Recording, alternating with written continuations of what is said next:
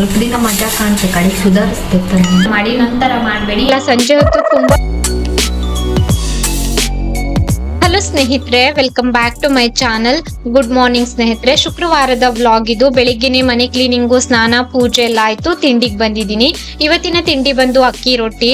ತುಂಬಾ ದಿನ ಆಗಿತ್ತು ಮನೆಯಲ್ಲಿ ಅಕ್ಕಿ ರೊಟ್ಟಿ ಮಾಡ್ದೇನೆ. ಹಿಟ್ಟು ಮುಗ್ದೋಗಿತ್ತು. ನಿನ್ನೆ ದಿನ ನಾನು ಅಕ್ಕಿ ಎಲ್ಲ ತೊಳೆದು ಒಣ ಹಾಕಿ ಗಿರಣಿಗೆ ಕೊಟ್ಟು ಹಿಟ್ಟು ಮಾಡಿಸಿದ್ದೆ ಅಲ್ವಾ, ಹಂಗಾಗಿ ಇವತ್ತು ತಿಂಡಿ ರೊಟ್ಟಿ ಮಾಡಿದ್ದೆ. ರೊಟ್ಟಿ ಮಾಡಿ ತಿಂದಿದ್ದು ಕೂಡ ಆಯ್ತು. ಮತ್ತೆ ಮನೆ ಕೆಲ್ಸ ಎಲ್ಲ ಮುಗಿಸಿ ನಾನು ಕಿಚನ್ಗೆ ಬಂದಿದ್ದೆ ಅಡ್ಗೆ ಮಾಡೋದಕ್ಕೆ ಅಂತ ಹೇಳ್ಬಿಟ್ಟು. ಮಸಾಲೆ ಎಲ್ಲ ರುಬ್ಬಿದೀನಿ. ಇವತ್ತು ಅಳಸಂಡೆ ಕಾಳು ಸಾರು ಮಾಡ್ತಾ ಇದ್ದೀನಿ. ಒಂದಿಷ್ಟು ಪಾತ್ರೆ ಇತ್ತು, ತೊಳೆದ್ಬಿಟ್ಟು ಟಬಲ್ ಹಾಕಿದ್ದೀನಿ.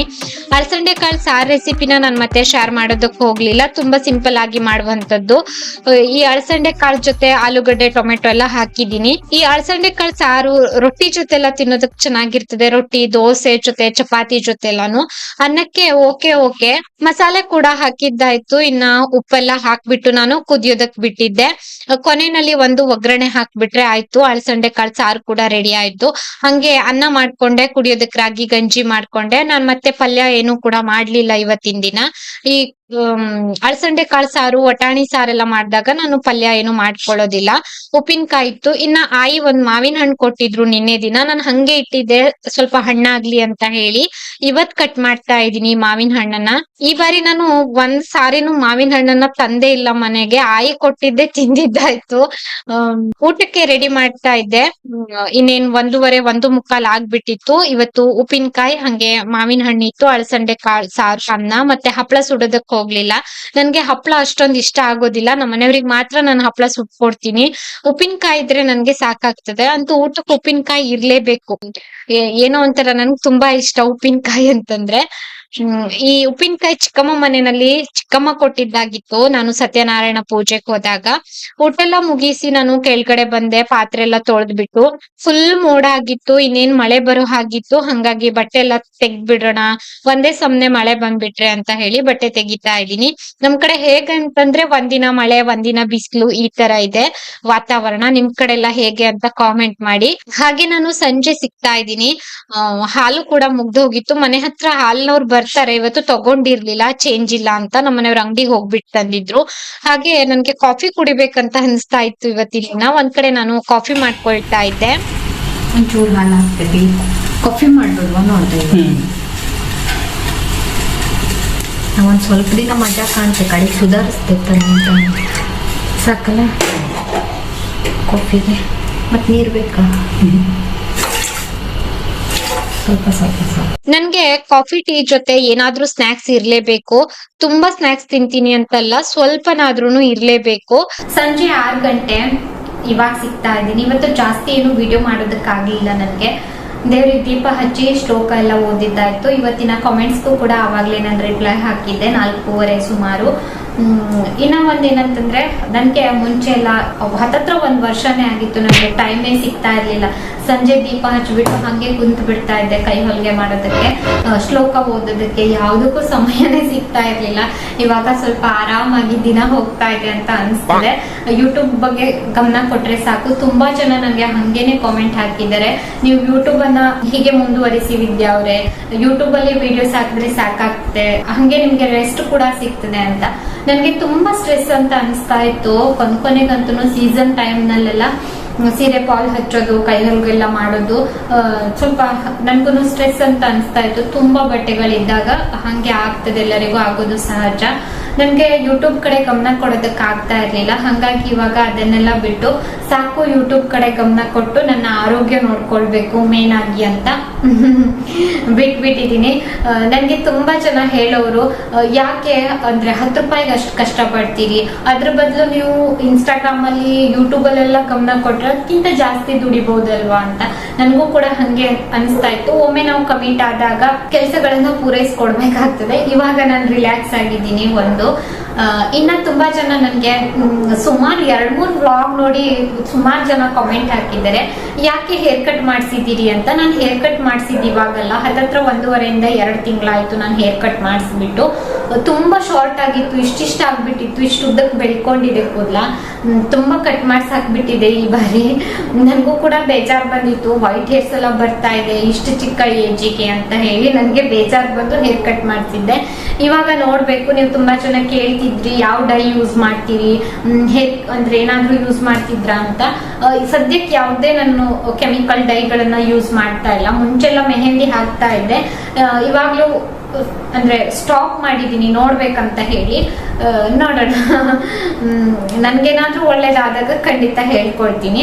ಇನ್ನ ಒಂದು ನಾನ್ ಸಜೆಸ್ಟ್ ಮಾಡೋದೇನಂತಂದ್ರೆ, ಯಾರಿಗಾದ್ರೂ ತುಂಬಾ ಚಿಕ್ಕ ವೈಟ್ ಹೇರ್ಸ್ ಬಂತು ಅಂತಂದ್ರೆ ದಯವಿಟ್ಟು ಡಾಕ್ಟರ್ ಅನ್ನ ಕನ್ಸಲ್ಟ್ ಮಾಡಿ, ನಂತರ ಮಾಡಬೇಡಿ. ಯಾವುದೇ ಈ ಮೆಹಂದಿ ಏನನ್ನು ಕೂಡ ಅಪ್ಲೈ ಮಾಡಬೇಡಿ. ರೀಸನ್ ಏನಂತಂದ್ರೆ ಕೆಲವರಿಗೆ ವಿಟಮಿನ್ ಕೊರತೆಯಿಂದ ಬರ್ತದೆ. ನಾನು ತುಂಬಾ ವಿಡಿಯೋಸ್ ಎಲ್ಲ ನೋಡಿದ್ದೆ, ವಿಟಮಿನ್ B12 ಅದೆಲ್ಲ ಕೊರತೆ ಇದ್ದಾಗ ಬರ್ತದೆ ಅಂತ ಹೇಳ್ಬಿಟ್ಟು ನಾನು ನೋಡಿದ್ದೆ. ನಾನು ಎಲ್ಲೂ ಹೋಗ್ದೇನೆ ಆತರ ಅಂದ್ರೆ ಮೆಹಂದಿ ಎಲ್ಲ ಅಪ್ಲೈ ಮಾಡೋದಕ್ಕೆ ಸ್ಟಾರ್ಟ್ ಮಾಡ್ಬಿಟ್ಟಿದೆ. ಇವಾಗ ಬಿಟ್ಬಿಟ್ಟಿದೀನಿ, ನೋಡೋಣ ಏನಾಗ್ತದೆ ಅಂತ ಹೇಳಿ. ಇವಿಷ್ಟನ್ನ ಹೇಳ್ಬೇಕಿತ್ತು. ಹಂಗೆ ಆರಾಮಾಗಿ ದಿನ ಹೋಗ್ತಾ ಇತ್ತು. ಇವತ್ತೊಂದು ಹೊಸ ಪ್ರಾಬ್ಲಮ್ ಸ್ಟಾರ್ಟ್ ಆಗಿದೆ. ಪ್ರಾಬ್ಲಮ್ ಏನಪ್ಪಾ ಅಂತಂದ್ರೆ, ನಮ್ಮ ಲ್ಯಾಪ್ಟಾಪ್ದು ಇದ್ದಕ್ಕಿದ್ದಾಗ್ಲೇನೆ ತುಂಬಾ ವೈಬ್ರೇಟ್ ಆಗ್ತಾ ಇದೆ. ಅದು ತುಂಬಾ ದೊಡ್ಡ ಸೌಂಡ್ ಬರ್ತಾ ಇದೆ. ಅದೊಂದು ಏನಂತ ವಿಚಾರಿಸ್ಬೇಕು. ಹಿಂಗೇನೆ ಸಮಸ್ಯೆ ಮುಗಿಯೋದಿಲ್ಲ ಆಯ್ತಾ, ಅದ್ರ ಮೇಲ್ಗಡೆ ಒಂದೊಂದೇ ಸಮಸ್ಯೆ ಬರ್ತದೆ. ನಿಜ ಹೇಳ್ಬೇಕಂತಂದ್ರೆ ಕೆಲವೊಂದ್ ಸಾರಿ ನಮಗೆ ಎಷ್ಟು ಬೇಜಾರು ಬರ್ತದೆ ಅಂತಂದ್ರೆ ಹೇಳೋದಕ್ ಸಾಧ್ಯ ಇಲ್ಲ, ಅಷ್ಟು ಬೇಜಾರು ಬರ್ತದೆ. ಲಾಸ್ಟ್ ಇಯರ್ ನಾವ್ ಇದಕ್ಕೆ ತುಂಬಾ ಖರ್ಚು ಮಾಡಿದ್ವಿ, ಸ್ಕ್ರೀನ್ ಏನೋ ಹೋಗ್ಬಿಟ್ಟು. ಈ ಬಾರಿ ನೋಡಿದ್ರೆ ತುಂಬಾ ಜೋರಾಗಿ ವೈಬ್ರೇಟ್ ಆಗ್ತಾ ಇದೆ ವಿಡಿಯೋ ಎಡಿಟಿಂಗ್ ಮಾಡುವಾಗ. ನೋಡ್ಬೇಕು, ನಮ್ಮ ಮನೆಯವ್ರು ವಿಡಿಯೋ ಎಲ್ಲ ಮಾಡ್ಕೊಂಡಿದ್ದಾರೆ ಅದ್ರದ್ದು. ಸ್ವಲ್ಪ ಲ್ಯಾಪ್ಟಾಪ್ ಶಾಪಿಗೆಲ್ಲ ಹೋಗಿ ತೋರಿಸಿ ನೋಡ್ಬೇಕು ಏನಾಗಿದೆ ಅಂತ ಹೇಳಿ. ಹಿಂಗೇನೆ ಇದ್ದಿದ್ ಸಮಸ್ಯೆ ಮೇಲೆ ಇನ್ನ ಏನಾದ್ರೂ ಸಮಸ್ಯೆಗಳು ಬರ್ತಾನೆ ಇರ್ತದೆ ನಮ್ಗೆ. ಅದೇ ಬೇಜಾರು ನನ್ಗೆ. ಎಲ್ಲಾನು ಹುಡ್ಕೊಂಡ್ ಬರ್ತದಲ್ವಾ ಅಂತ. ಆಯ್ತಪ್ಪ, ಸ್ವಲ್ಪ ನೆಮ್ಮದಿಯಿಂದ ಇರ್ಬೇಕು ಇನ್ನಾದ್ರೂ ಅಂತ ಅನ್ಕೊಂಡಿದ್ದೆ. ಇನ್ನ ಇದಕ್ಕೆ ಎಷ್ಟು ಖರ್ಚು ಬರ್ತದೆಯೋ ಅನ್ನೋದು ಅದು ಒಂದು ನನಗೆ ಟೆನ್ಷನ್ ಇವತ್ತು ಬೆಳಿಗ್ಗೆಯಿಂದ. ಹಿಂಗೇನೆ ಯಾಕೆ ಅಂತ ಗೊತ್ತಿಲ್ಲ. ಹೇಳ್ತಾ ಹೋದ್ರೆ ಈ ತರ ಸಾಕಷ್ಟು ವಿಷಯಗಳನ್ನ ಶೇರ್ ಮಾಡ್ಬೋದು ಬೇಡ ಸ್ನೇಹಿತರೆ. ಸಂಜೆ ನಾನು ದೋಸೆ ಹಿಟ್ಟಿಗೆ ರುಬ್ಕೊಂಡಿದ್ದೆ. ಉಪ್ಪಿನ ಭರಣಿ ಎಲ್ಲ ತೊಳೆದು ಒಣ ಹಾಕಿದ್ದೆ, ಒಣಗಿತ್ತು, ಒರೆಸ್ಬಿಟ್ಟು ಉಪ್ಪೆಲ್ಲ ಹಾಕಿದ್ದಾಯ್ತು. ಉಪ್ಪನ್ನ ಗಾಜಿನ ಭರಣಿನಲ್ಲೇ ಹಾಕ್ಬೇಕಂತೆ ತುಂಬಾ ಜನ ಹೇಳ್ತಾರೆ, ಹಂಗಾಗಿ ನಾನು ಗಾಜಿನ ಭರಣಿನಲ್ಲೇ ಹಾಕುವಂತದ್ದು ಉಪ್ಪನ್ನ. ಇನ್ನ ದೋಸೆ ಹಿಟ್ಟನ್ನ ಫ್ರಿಡ್ಜ್ ಅಲ್ಲಿ ಎತ್ತಿಟ್ಕೊಳ್ತಾ ಇದ್ದೀನಿ. ಇವತ್ತು ಮಿಕ್ಸಿನಲ್ಲಿ ರುಬ್ಬಿದ್ದೆ, ಬಿಸಿ ಬಿಸಿ ಆಗಿತ್ತು. ಬೆಳಿಗ್ಗೆ ಅಷ್ಟರಲ್ಲಿ ತುಂಬಾ ಹುಳಿ ಬರ್ತದೆ, ಒಂದ್ 10 ನಿಮಿಷ ಫ್ರಿಡ್ಜ್ ಅಲ್ಲಿ ಇಟ್ಬಿಟ್ಟು ತೆಗ್ದಿಡೋಣ ಅಂತ ಹೇಳಿ ಫ್ರಿಡ್ಜ್ ಅಲ್ಲಿ ಇಟ್ಟಿದ್ದೆ. ಸಂಜೆ ಸುಮಾರು 7:15 ಆಗಿತ್ತು. ಸುಮ್ನೆ ಕುತ್ಕೊಂಡಿದ್ದೆ. ಇವತ್ತು ನಾನು ಧಾರಾವಾಹಿ ಎಲ್ಲ ನೋಡೋದು ತುಂಬಾ ಕಡಿಮೆ, ಎಲ್ಲಾದ್ರೂ ಅಪರೂಪಕ್ಕೆ ಕರ್ಣ ಸೀರಿಯಲ್ ನೋಡ್ತೀನಿ. ಪಾಪು ಬಂದಿದ್ದ, ವಿಡಿಯೋ ಮಾಡು ಚಿಕ್ಕಮ್ಮ ಅಂತ ಹೇಳಿ ಏನೇನೋ ಸ್ಟೋರಿ ಎಲ್ಲ ಹೇಳ್ತಾ ಇದ್ದ. ಇವಾಗ ಪಾಪು ಬಂದಾಗಿಂದ ನನ್ಗೆ ಟೈಮ್ ಪಾಸ್ ಅಂತೂ ಆಗ್ತದೆ. ಏನೇನೋ ಸ್ಟೋರಿ ಎಲ್ಲ ತರ್ತಾನೆ, ಹೇಳ್ತಿರ್ತಾನೆ, ಕೆಲವೊಂದ್ ವಿಷಯ ಕೇಳ್ತಿರ್ತಾನೆ. ಈ ತರ 1.5 ತಿಂಗಳ ಇದ್ದಲ್ವಾ, ಅವಾಗೆಲ್ಲ ಸಂಜೆ ಹೊತ್ತು ತುಂಬಾ ಬೇಜಾರ್ ಬರ್ತಾ ಇತ್ತು. ಬೆಳಿಗ್ಗೆಲ್ಲ ನನ್ಗೆ ಕೆಲ್ಸದಲ್ಲಿ ಹೋಗ್ತಾ ಇತ್ತು. ನೆಕ್ಸ್ಟ್ ಡೇ ಈ ವ್ಲಾಗ್ ಅನ್ನ ನಾನು ಕಂಟಿನ್ಯೂ ಮಾಡ್ತಾ ಇರುವಂತದ್ದು ಶನಿವಾರ. ನಾನಿಲ್ಲಿ ಬೆಳಿಗ್ಗೆನೆ ಶರ್ಬತ್ ಮಾಡ್ತಾ ಇದ್ದೀನಿ. ಬೆಳಿಗ್ಗೆ ಅಂತಂದ್ರೆ 11:30 ಸುಮಾರು ಶರ್ಬತ್ ಮಾಡ್ತಾ ಇದ್ದೀನಿ.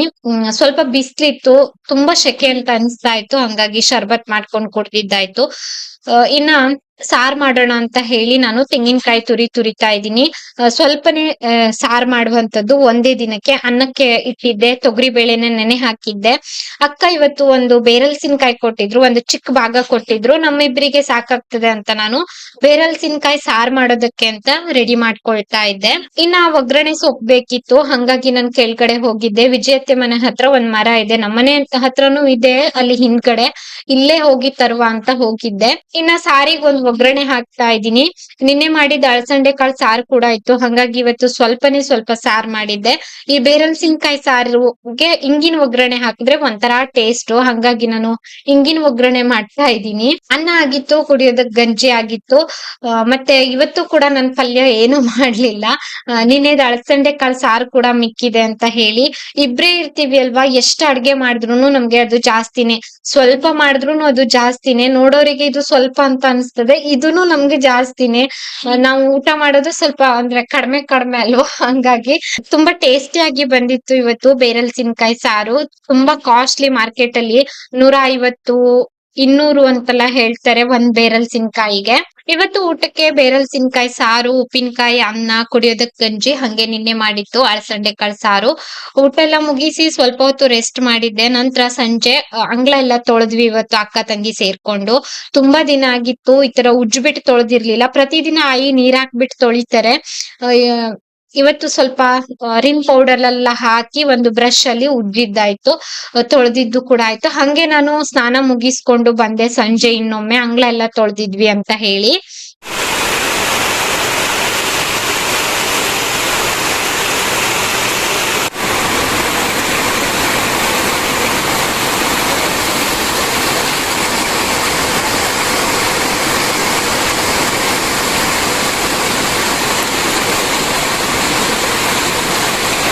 ರಾತ್ರಿ 10 ಗಂಟೆ ವಿಡಿಯೋಗೆ ವಾಯ್ಸ್ ಓವರ್ ಕೊಡ್ತಾ ಇದ್ದೆ. ವಾಯ್ಸ್ ಓವರ್ ಕೊಟ್ಟಿದ್ದಾಗ ಒಂದ್ ರೌಂಡ್ ಮಳೆ ಕೂಡ ಬಂದು ಸ್ಟಾಪ್ ಆಯ್ತು. ಇವಾಗ ತುಂಬಾ ಜೋರಾಗಿ ಮಳೆ ಕೂಡ ಬಂದಿತ್ತು.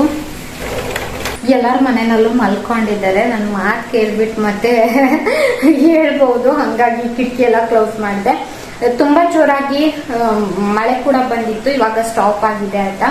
ಶನಿವಾರ ನನಗೆ ವಿಡಿಯೋ ಹಾಕೋದಕ್ಕೆ ಸಾಧ್ಯವಾಗ್ಲಿಲ್ಲ. ನಮ್ಮ ಮನೆಯವ್ರ ಸರ್ಕಸ್ ನೋಡಿ ಅಲ್ಲಿ ಲ್ಯಾಪ್ಟಾಪ್ ಏನ್ ಮಾಡ್ತಿದ್ರಿ? ಸರಿ ಆಯ್ತಾ. ಈ ಲ್ಯಾಪ್ಟಾಪ್ ಇಂದೊಂದು ಹೊಸ ಪ್ರಾಬ್ಲಮ್ ಸ್ಟಾರ್ಟ್ ಆದ್ರಿಂದ ಅದು ಒಂದು ಟೆನ್ಷನ್. ಹಿಂಗೇನೆ ಒಂದಾಗಿದ ನಂತರ ಒಂದು ಟೆನ್ಷನ್ ನನಗೆ. ಎಡಿಟಿಂಗ್ ಕೆಲಸ ನಡೀತಾ ಇತ್ತು. ಇನ್ನು ನಾನು ಈ ವಿಡಿಯೋನ ಎಂಡ್ ಮಾಡಿರ್ಲಿಲ್ಲ. ಈ ವ್ಲಾಗನ್ನ ನಾನು ಸೋಮವಾರ ಅಪ್ಲೋಡ್ ಮಾಡ್ತೀನಿ. ಭಾನುವಾರ ಸಾಮಾನ್ಯವಾಗಿ ವಿಡಿಯೋ ಹಾಕಿದ್ರೆ ಅಷ್ಟು ಓಡೋದಿಲ್ಲ ವ್ಲಾಗ್ಸ್, ಹಾಗಾಗಿ ಅಷ್ಟು ವ್ಯೂಸ್ ಕೊಡೋದಿಲ್ಲ. ಹಾಗಾಗಿ ಒಂದು ದಿನ ನನಗೂ ಕೂಡ ಬ್ರೇಕ್ ಬೇಕಂತ ಅನಿಸ್ತಾ ಇತ್ತು. ಇವತ್ತು ಕೂಡ ವ್ಲಾಗ್ ಹಾಕ್ಲಿಲ್ಲ ಅಂತಂದ್ರೂ ಶಾರ್ಟ್ಸ್ ಅನ್ನ ಅಪ್ಲೋಡ್ ಮಾಡಿದೀವಿ, ನೀವೆಲ್ಲರೂ ನೋಡಿರ್ತೀವಿ ಸ್ನೇಹಿತರೆ. ಇನ್ನು ನಾನು ಇವತ್ತಿನ ವಿಡಿಯೋನು ಕೂಡ ಇಲ್ಲಿಗೆ ಎಂಡ್ ಮಾಡ್ತಾ ಇದ್ದೀನಿ. ವಿಡಿಯೋ ನೋಡಿದಕ್ಕಾಗಿ ಧನ್ಯವಾದ.